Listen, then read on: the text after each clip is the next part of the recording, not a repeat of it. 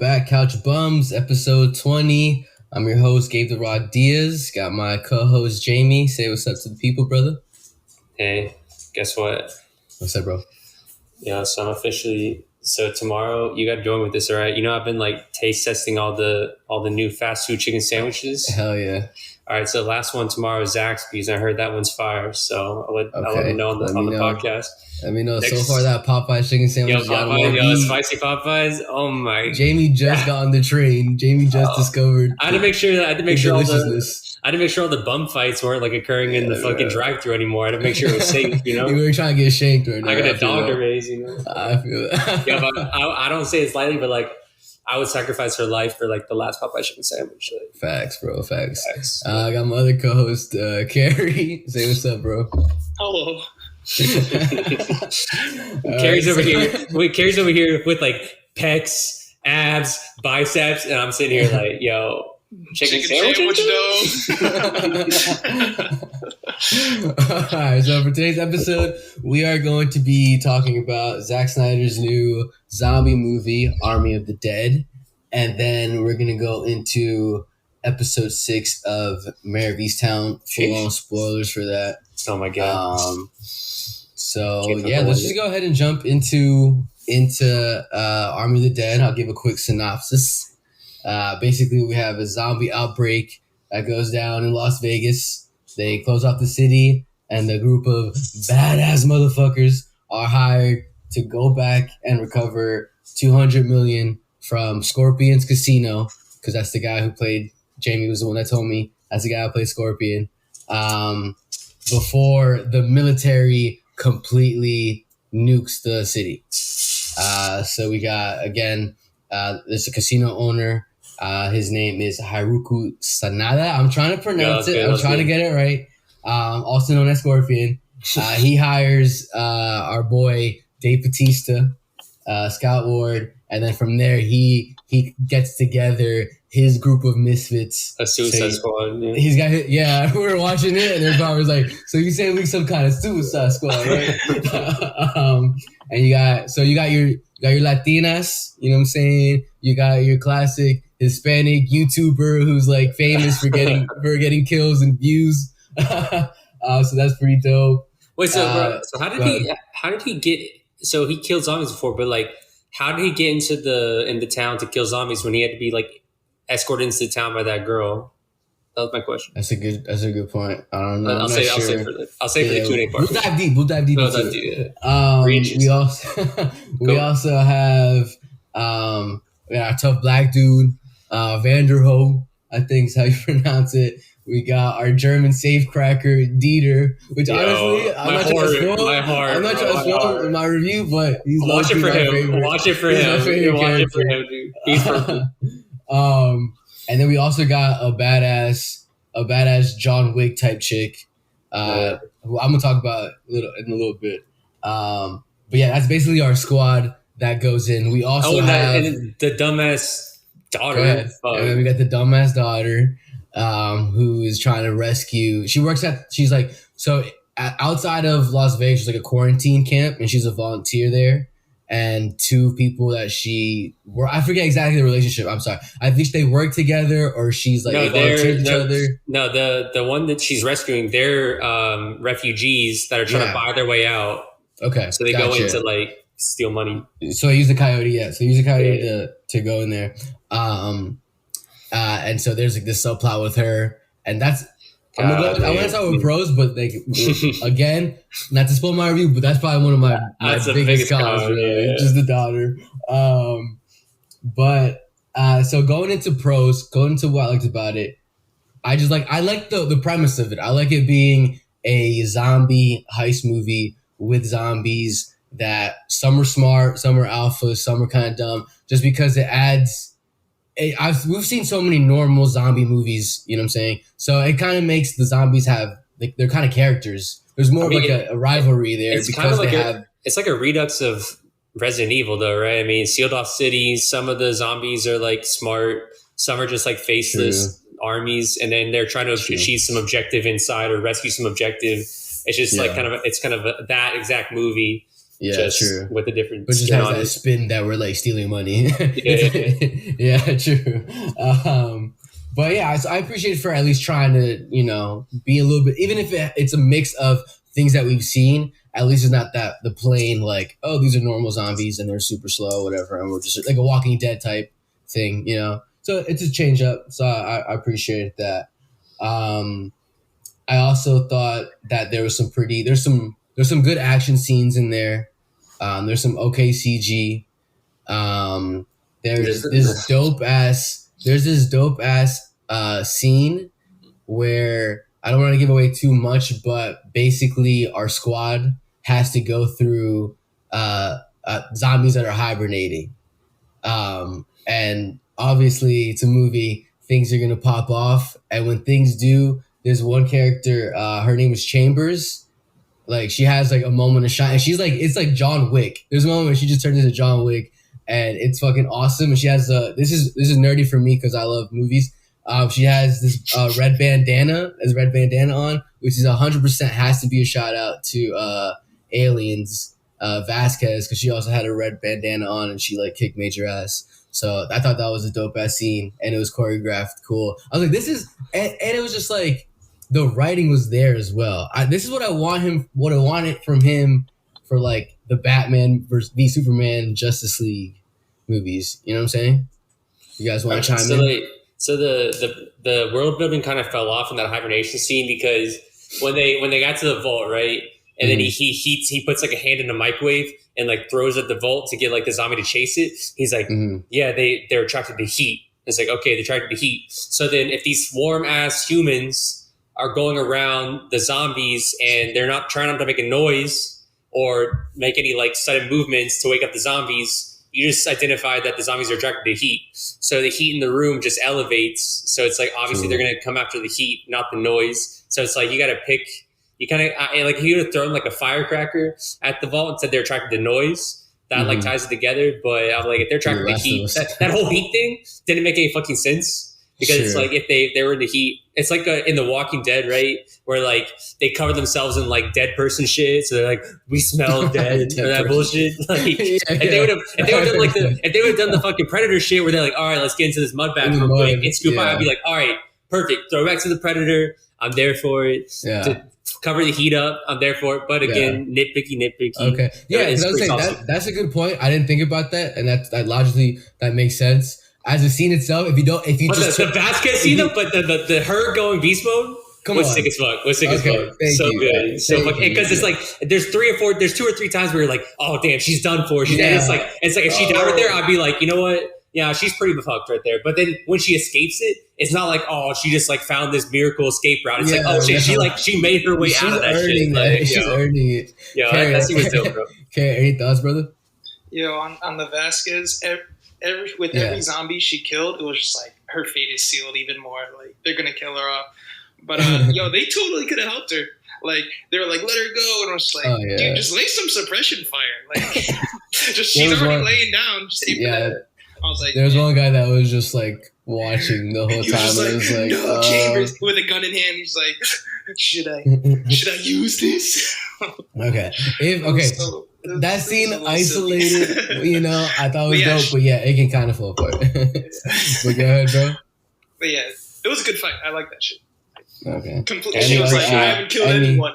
And then she killed him. I was like, fuck. Yeah. You know what? I just thought of something. When, because there's smart zombies, right? When are horses gonna get their day to shine, bro? Because we had the chimpacalypse, right? Planet of the Apes, and you got the monkeys riding the horses. Now you got the zombie outbreak, and they're still riding goddamn horses. This is not. It's a zombie horse though, because the tiger's still obedient to the alpha. Oh, true. There's all animals are obedient to the alpha, bro. True. You're right. But what do you think? All right, question though. When the alpha turned the horse, like where on the horse did he bite? Like probably obviously. The fucking. Let me guess where you're gonna go with this.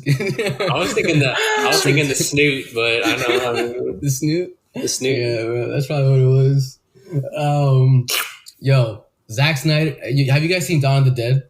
Yeah. So Zack Snyder. So, what? Yo, honestly, probably the best. It's horror movies, bro. The best. It's not really horror though. It's an action movie more than anything, honestly. Kind. It has horror. I mean, it's a mix. It's probably one of the best zombie movies of the 20th century so far. If you don't like, kind of on the 28 Days Later type of level. Does it start in a log cabin or something?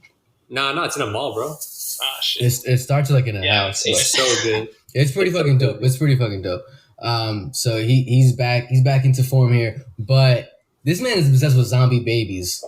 Yeah, like in Dawn of the Dead, you have creepy ass zombie baby, and then this movie there was a part where early on the zombie queen is like, or we got our zombie alpha is like putting his head against her stomach, and I'm like, zombie baby, and then like 2.5 hours later, this guy rips out a fucking zombie baby, and I'm like, oh my! And what even happened with that zombie baby? Like what? Like, it is like disintegrated. It's just like here it is. I don't know if that was maybe a shout out to my fans, Dawn of the Dead or something. But, yeah, but I will say, in case you're wondering, we haven't touched on it yet, but in case you're wondering, there is plenty of gratuitous slow motion per Zack Snyder. Yes. I don't remember fucking Dawn of the Dead didn't have like any slow motion, but this one, just like Justice League, the Redux, has like every 10 seconds there's just like random slow motion action scene where it's like just dragging on the time. It's like, are you trying to make the entire movie fit at least 2 hours? Like, yeah, it was more than 2 hours. Look at it was like 2 hours 30. I would say yes, Oh, but right. It's not. It was never as bad as Cyborg on the football field. It was never that level bad. Yeah. You know what I'm saying? Yeah, so I'll give him. It wasn't horrific, but it was still there. It was still there. It was still Snyder. It's still Snyder. Yeah. You know. So a little bit about the cast, or a little about some of the side characters. I want to go into Dieter real quick. Dieter's this German safecracker. Have you guys watched Barry? Yeah. He reminded me so much of NoHo Hank. The guy with the alopecia? Yeah, exactly. He reminded me so much of like his delivery and like his easy vibes. Like he was all vibes. And I just love the way him and Vanderho bonded. Like immediately bonded. It wasn't like that love-hate thing. It was the love-hate to start, and then they're like, yo, it's us against the world right now. Like everyone else can die, bro. As long as it's us two together, like it's all that matters. I love that though. I love that. It's such a good when he's like trying to get everyone to shut up. Like that whole scene right there. I loved it. Like he had there was a part where he was just like to the other Hispanic guy, he's just like, by the way, man, I love your hair. And it was just like his delivery. It's like, where was this dialogue in just you know? It's like no, because if you had Edger Miller, what's his name? Something Miller, Edger Miller. The Flash. The Flash. Oh, Ezra Miller. Yeah, I feel like Ezra Miller with this same dialogue that if you would have put Ezra Miller in here with that same dialogue, he would have been corny as fuck. I think it was just the actor. Maybe it's the actor plus him being German, so it's kind of like the funny international dude. Where it's that shit, his delivery was so much better. I think, honestly, that kind of shit was brought to Justice League, but I think it's just Ezra Miller just couldn't deliver it. I think he was just too...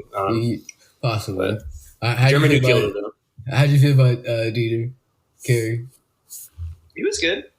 He was like your generic like international character, and I was like I liked the jokes. I thought it was funny, but it wasn't like the craziest thing. No, I like the bonds and stuff, and you're cheering for him as a character. Yeah, but like the why'd they go back for the month? But one thing I was gonna say is, so for sure, never tell someone in a zombie movie that you love them, because that's a fucking wrap. It's like seconds later, and this movie, I gotta give it to them. They had some brutal ass death scenes to some characters you care about. So I gotta give them points for that. That's the thing. It's like genuinely like, oh shit. None of them. I didn't care about any of them enough to where I was like, man, I hate that they died. It was like the perfect level of like the surprising deaths, and like most of the deaths weren't corny as fuck. Like some of them you would think like if there's like a suspenseful moment, you're like, oh shit, a zombie's gonna come out and kill him. It didn't happen. And then the next time there's a suspenseful moment, oh shit, the zombie just came out and killed him. Like it was very I guess like the timing of everything was great. But speaking of suspenseful moments, I know we didn't talk about cons yet, bro, but I know me and you shared the same sentiment where it's like, dude, we have these action moments where it's like, all right, there's a fucking nuke coming to the city. 9 minutes left, and it's like, okay, guys, there's zombies everywhere. 9 minutes left.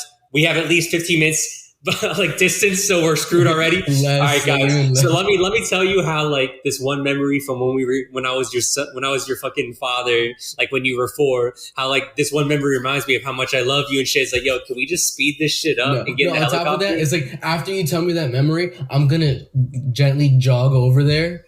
Get one foot on the helicopter and kind of have like a knee over and just look at you like you crazy son of a bitch. But this shit happened. Like there was intense action moments of varying degrees, and this happened at least 5 or 6 times where they have these one-on-one moments within the action of people sharing heart to heart or sharing how much they care about each other when there's like fucking zombies all around you, bro. It's like it wasn't to the level of like we're about to die. I want to make sure I tell you I love you. It was just like we can definitely survive this. But me telling you this right now about my whole life story is the reason why we would die. Like because I'm wasting all this goddamn time. I noticed this thing that they kept doing where it'd be like, okay, zoom in on like Dave Bautista's face, zoom in on another person's face, and then like realize that we haven't seen the background in a second. And then they both, boom, something popped up behind us. It was like that happened like multiple times, and it was like, all right, guys, like, come on, let's keep it going. You guys are okay. Let's keep it going.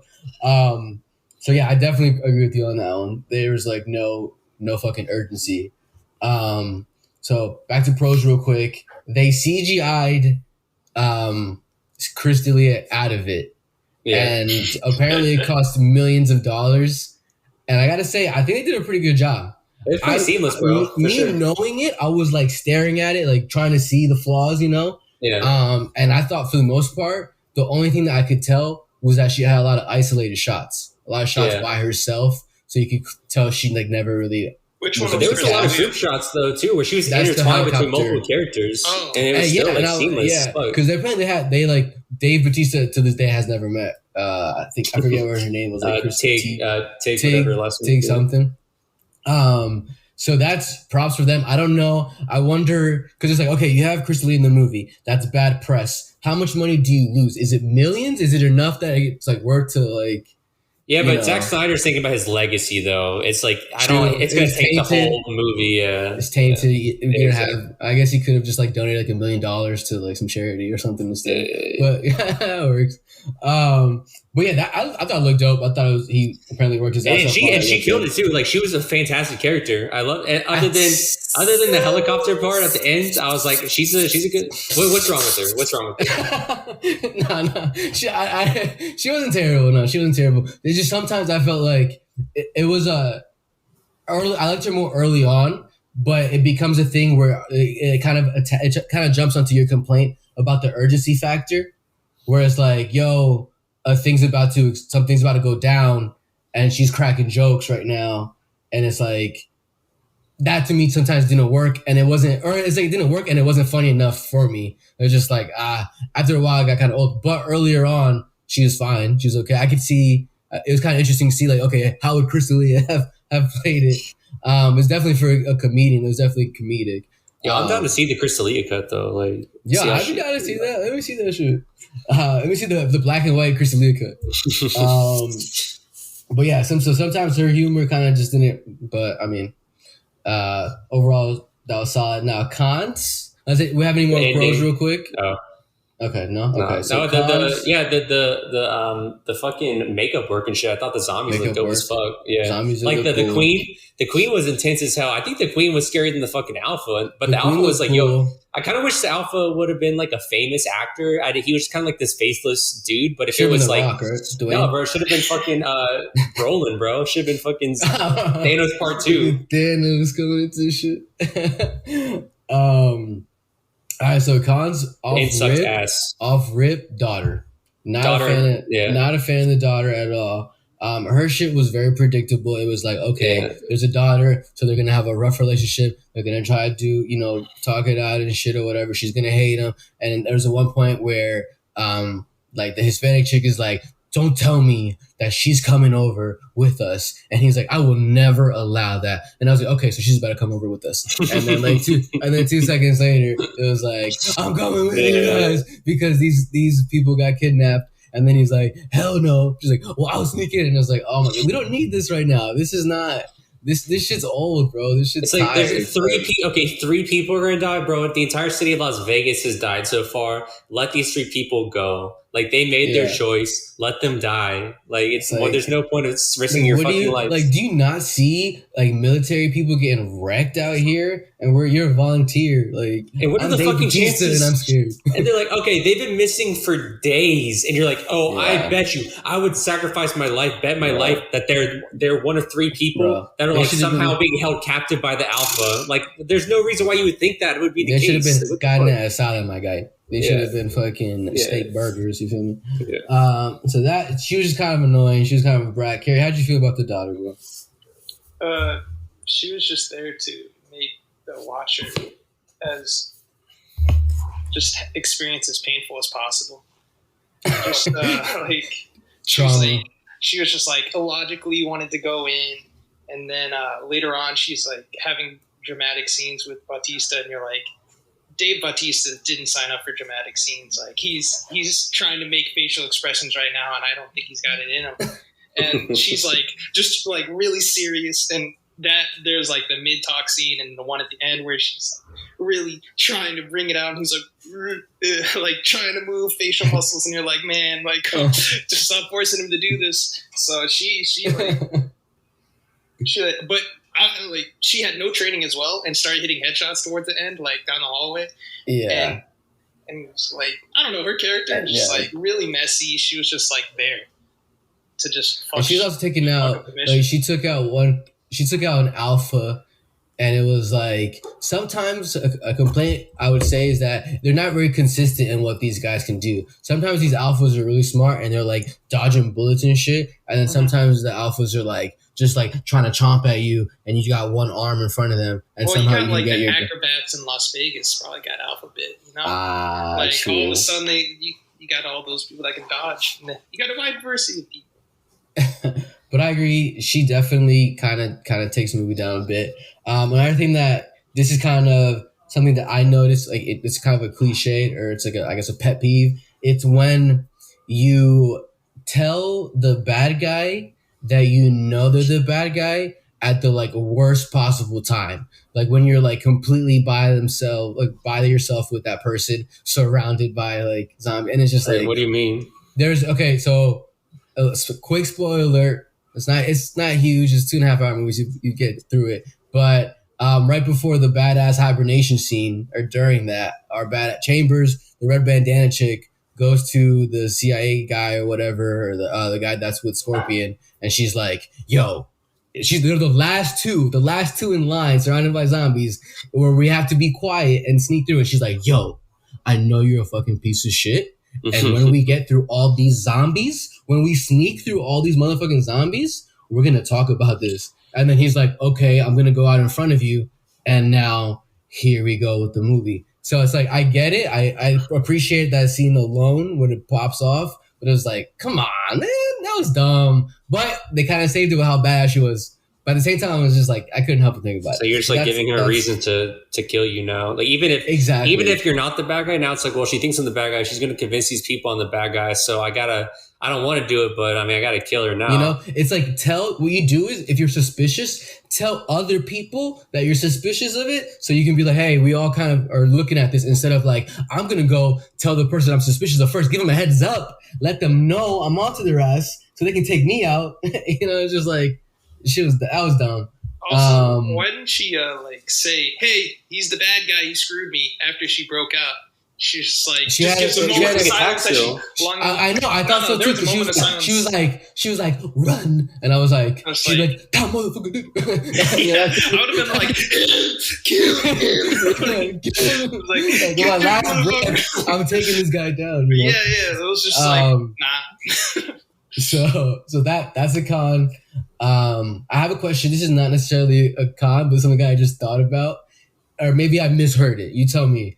But there was a part where they were like, okay, over Las Vegas, it's restricted airspace. But you can fly out of it. And so my question is, why would you be able to fly out of it? Like, well, why wouldn't that be shot? Because you can't get in. Yeah, but you can fly out of it. Like, you can somehow get out of it, and there's not like stop someone who's already in there. What do you? I mean, you have stuff outside of it. Well, they evacuate the area because of the nuke. No, I know, but they still know that area has zombies in it. I would think logically you would be like, we have eyes on that all the time, so nothing is getting out. Yeah, there's nothing at the very end because a nuke is coming. The entire military has like backed away from the area, so there's nothing to shoot it down. Okay, yeah, because the nuke is like we don't give. Okay, at that point. Okay, yeah. true. That makes sense. They don't have any. Yeah, they can't. No, but I appreciate that. I'm asking. You answered. Yeah. I appreciate that. Go ahead. The nuke didn't get moved up. Gabe's question still like fairly logical. Yeah, like because if there was no, my thing is if there was no nuke, the nuke makes sense because like okay, we're about to destroy this whole thing, so it doesn't matter. Yeah. But yeah, like if there wasn't a nuke, it'd be like, wouldn't you want to prevent this from reaching other cities? But yeah, okay, that makes sense. So yeah, that's a con, and then. My last one it's the ending. It kind of drags a bit. It's 2.5 hours long, probably last 10, 15 minutes. We didn't need. We spent time with, don't want to spoil too much. We spent time with one character that's not a huge character, and it's really only just to set up a sequel. So we could have done without it. And then even up to that, we get some like sad monologues and some, father-daughter stuff. And I'm going to disagree a little bit with Carrie. I think Dave Bautista, Loki did his thing. I think that lobster rolls. Lobster rolls, bro. I think that I've never really seen him act his ass off in anything. For this, I thought he did. I liked him. Just like he did good. Even the dramatic ones, I was like, you know what? I see him giving the effort. I appreciate it. My only thing is that he does some cool ass shit, some cool ass wrestling moves, and like blows some zombies up. But at the same time, for being our like main guy or main protagonist, he's kind of like the most plain, like kind of the most boring in a way. Like he's a straight man, but kind of like I don't know. He's Jack though. He's Jack. He's Jack though. He's got tats though. Yeah. You know what I'm saying? But yeah, overall, I don't think like Dawn of the Dead, people still talk about Dawn of the Dead. Like 10, 20 years later, it's like that's still kind of like a hit. It was a remake, and it was one of those rare remakes that people were like, yo, this is fire. This movie, I don't think in 10 years we're going to like put this back in like, yo, let's watch Army of the Dead. Like, yeah, I don't really see it having that kind of impact. But if you're bored, in a year. That's what I'm saying. I don't think it's really going to happen. I'm comparing it to Dawn of the Dead, but yeah. And at the end, like I would never watch it because like at the end, I was just frustrated as fuck because from the moment they were counting down when the nuke's coming in, there was zero urge. Like the nuke was just like, they were like, oh, we'll worry about the nuke later. The entire fucking movie. It's like, dude, the nuke coming in should be your number one priority. Like there was zero urgency throughout the last half of the movie about this nuke. And it was just like, it was so frustrating because that's not how like you would actually react to it. Like the last half of it was just a complete throwaway after the German dude in the Volt. After that, I was like, all right. I was kind of done. You called the Volt too. I mean, I don't want to spoil to it. I don't want to spoil it. But yeah, I honestly, I'm going to give it like a high survivor futon. It's got like a machete in the cushions or whatever, and like some Band-Aids and a fucking flashlight that you got to keep hitting because it doesn't work. You know what I'm saying? Like it was a futon. It wasn't anything amazing. It's definitely not like a couch bump, but it's not bad. It's definitely it's up there, one of Snyder's best, really. I would have to say. I mean, he doesn't have that many hits for me. Too. What's up, buddy? One of the best Netflix ones too. I mean, Netflix, like purely Netflix produced is pretty solid. Yeah, I thought it was solid overall. Carrie, you want to wrap your review up, brother? Yeah, futon. I'd never recommend it to anyone unless they like zombie movies. If it's sort of like a Mortal Kombat thing where it's like I wouldn't recommend unless you like the specific category. Then you probably like it. You kind of know. When you boot it up, if you're about to if you're interested in this kind of movie. Mm-hmm. What about you, Jamie? Yeah, I'm gonna give that shit a futon. Like what you said, bro. Like this past week off Amazon, my survival kit came in, like my rations and bullshit. So like legit, I was thinking like I was watching this shit. I could watch it on my couch with like my rations next to me. Like, you know what? If they were about to nuke Charlotte, which like I mean, if they're about to nuke Uptown Charlotte, I mean, I could survive this for at least 2 weeks. But like, Chex Mix on deck. Chex Mix on deck.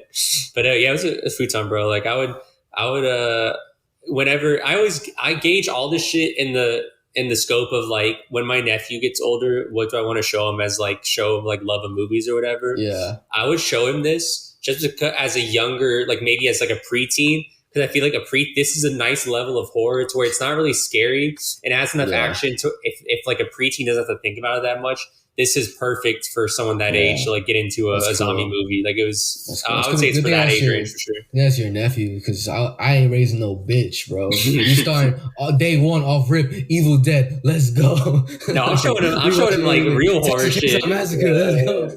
My man's like, stop! Can we watch Batman, please? No. Yeah, you want to talk about real horror? Let's watch fucking Dawn of Justice, bro. Yeah, real. Martha. But yeah, so overall, I think we all agree it was solid.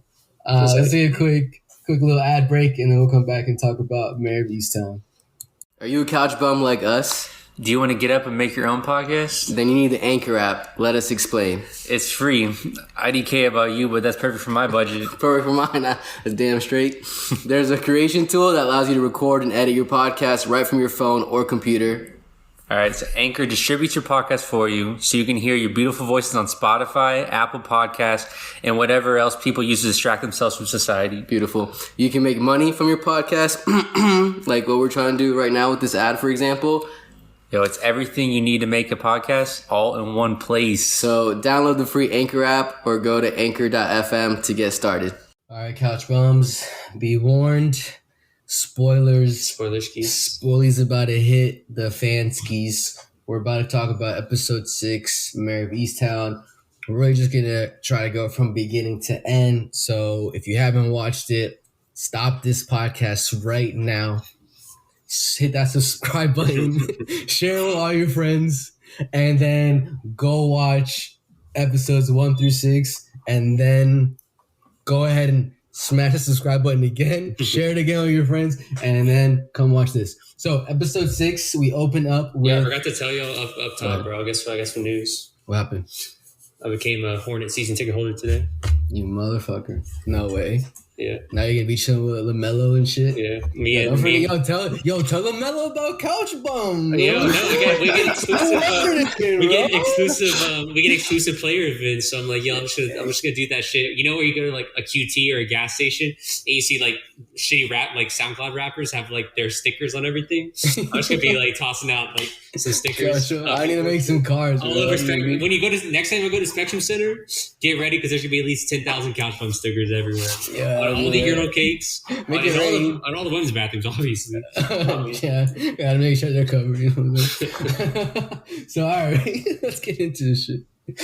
We open up with our boy the priest getting arrested at the start of the episode for throwing the bike over the bridge. So we got that scene, pretty intense, where we got the strong black cop is like, motherfucker, I don't believe a goddamn word you're saying right now. So that was beautiful. No, he's a captain, bro. Like, give him his respect. I gave him plenty of respect right there. You didn't see that impersonation.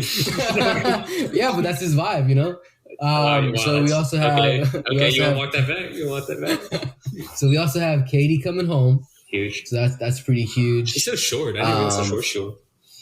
She needs to wash her fucking hair too. It's so fucking greasy. Yeah, she needs to get her shit together. Yeah, she's acting like she's been kidnapped for a year. Like, come on, girl. Like, you're on TV. These kids. In my day, if I got kidnapped for a year and I came back a year later, I would have got the chancla anyway. Who told you to get kidnapped for over a year?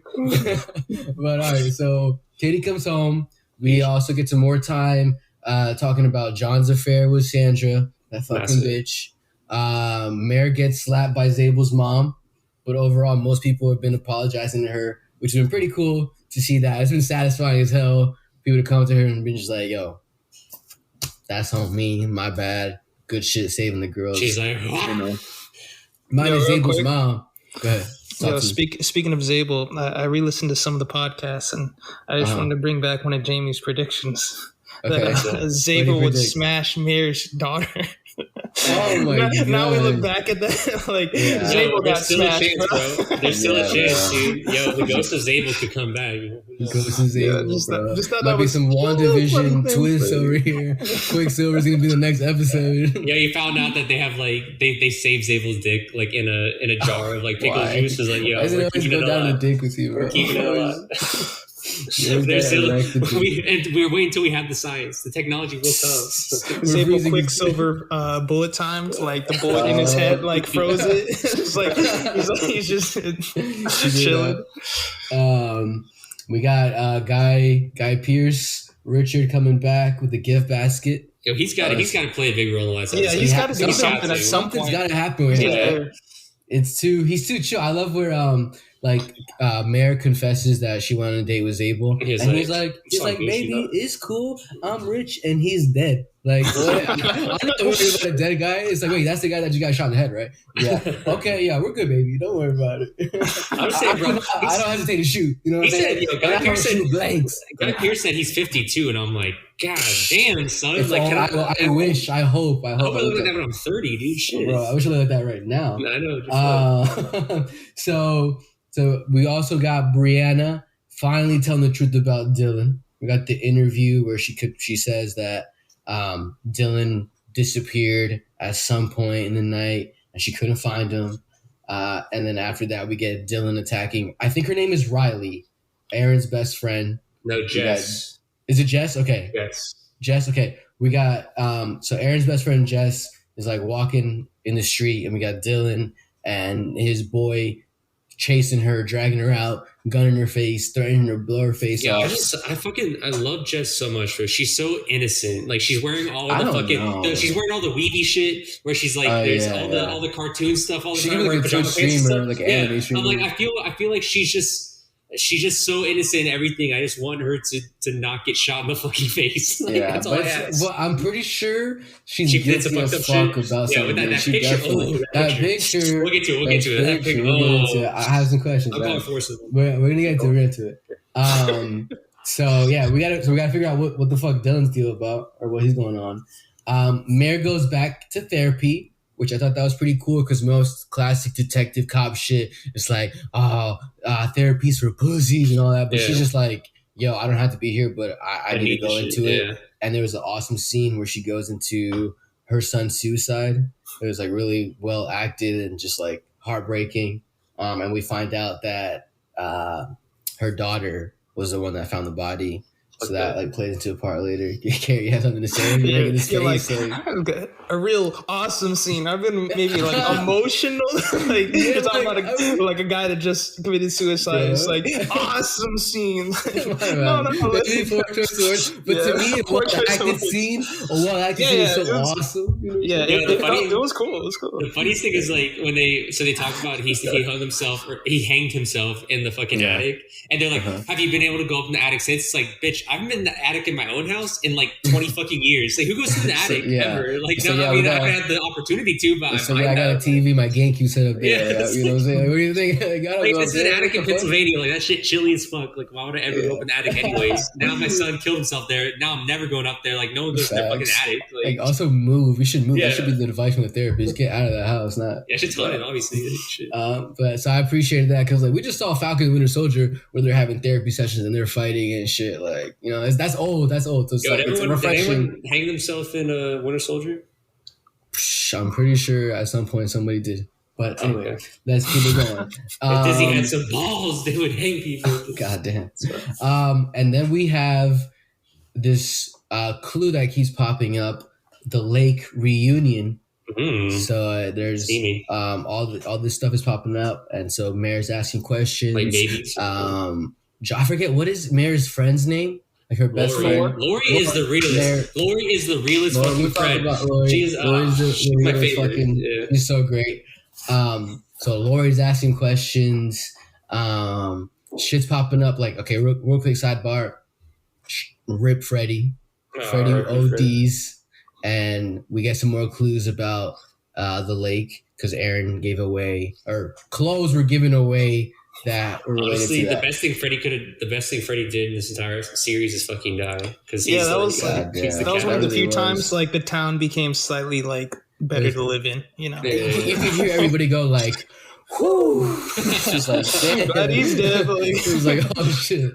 Like, even his sister was like, Knox at the plug was like, goddamn, my favorite customer. Shit. He's like, I'm not gonna get more like stolen DVD players. Goddamn. So through all that lake reunion shit, we find out we find out that Aaron and her dad stayed in the cabin with Billy Billy's the youngest. I think he's the youngest. He seems to be the youngest out of all the boys, right? Billy's her dad's brothers. cousin.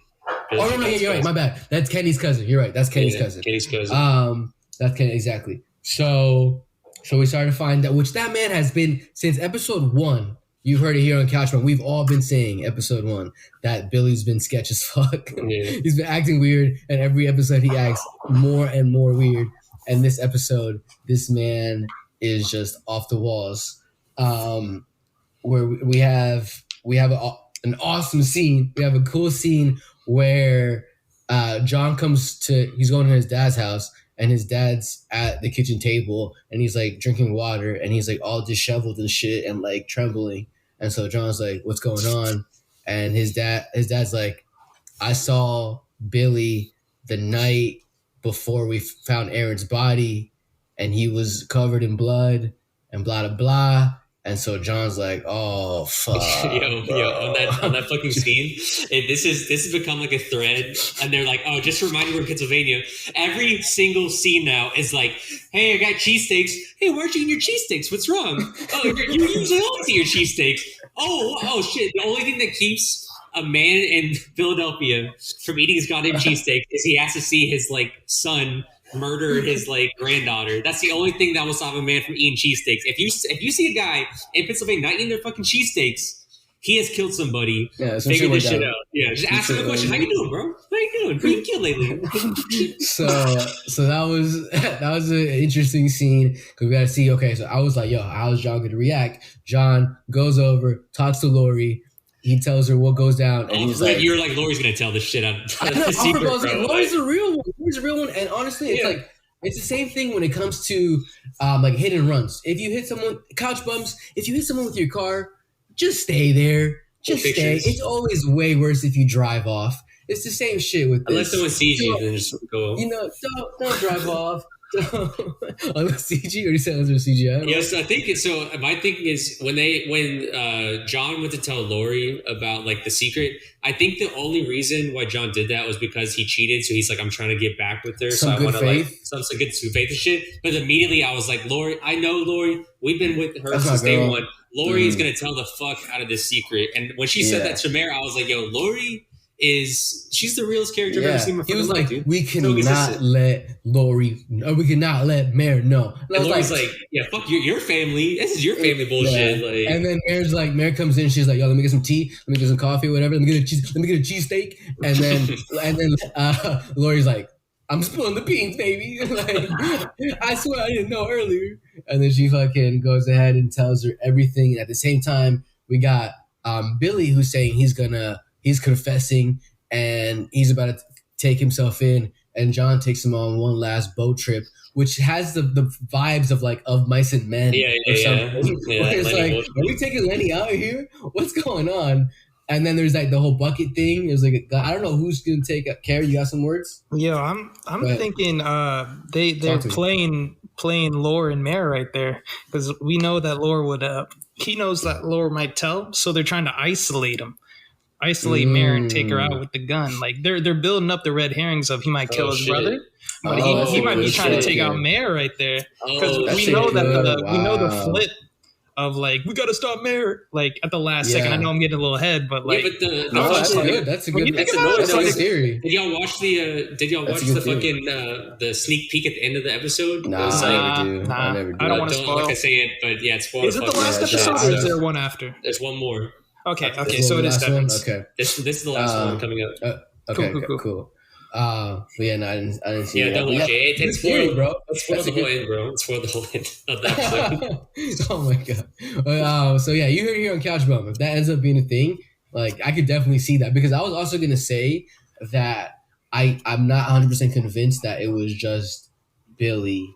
Like, I feel like he seems like such a wimp that he's maybe covering for someone, or there's gotta be more pieces. Well, the kids, the fucking kids that are hiding the secret. Are so sus. The kids are so sus right now. The kids are so fucking sus. I'm telling you, that picture, it's gonna be a sexual picture. It's gonna be a sexual picture that includes Jess, Aaron, the two dudes, the two kids. Yeah. It's gonna include Billy, and it's gonna include Siobhan, bro.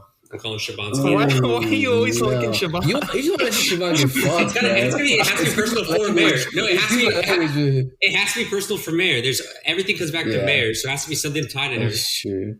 Unless they're like, or it might be related to like her son's suicide. No, it's gotta relate to her somehow. I don't know. True. Side note, that bathroom scene, pretty intense. Also, it's like, but it's also like, damn, it's so hard to have a kid, man. It's like, yo, she falls asleep. Like, come on, like that was kind of. It's kind of the classic thing you see, but it was still kind of like, I don't know. I think it did a good job still showing like she's trying her best. But it's like, it's really fucking hard. And she might not be equipped. Because the early thing before that is like, we're about to lose custody. And then it's like, oh, but she almost drowned the babies. You know? Yeah. After Evan Peters died, I was just like, yo, just start killing people left and right. Every time you want to build up a red herring, like, or just like a trick play of the child, just kill him. Like, no, that's, Carrie's got me questioning the whole show now with that theory. Yeah, it was DJ the whole time, bro. Like, like they haven't really even given a backstory on like the driver. Like, it's just he's always there and he's always telling Dylan to chill. What driver? The guy that's always like, come on, man, let's go. Yeah. It's like he's like, we three are eternally linked. It's like we don't even know this guy. Yeah, he's got a nice car too. It's like, goddamn, what's he do? What's his parents do? And he's really good at. You know, he's really good at. He's really good at driving at the same pace that someone's walking, or the passenger talks to the person they're threatening. Like it was smooth. It was smooth as fuck. I was like, yo, is this guy like what? Okay. He's like hunting her down and shit. I was like, goddamn, is this like Tokyo Drift Part 4? Yeah, he was Tokyo Drift or Easttown Drift. Easttown Drift. So yeah, honestly, couch bump all day for me. I think we're all on the same page there. This show's solid. Nothing too crazy happened, but a lot of clues, a lot of building up. This finale is hopefully not going to disappoint. It's not. I can't even feel it's not going to. So we'll definitely talk about this finale. I don't know what I want to talk about. I don't know if I want to talk about like a random movie for next podcast or like something low key or just because there's also like some Oscar like movies I've won that I kind of want to like Nomadland, whatever. I kind of want to check that out.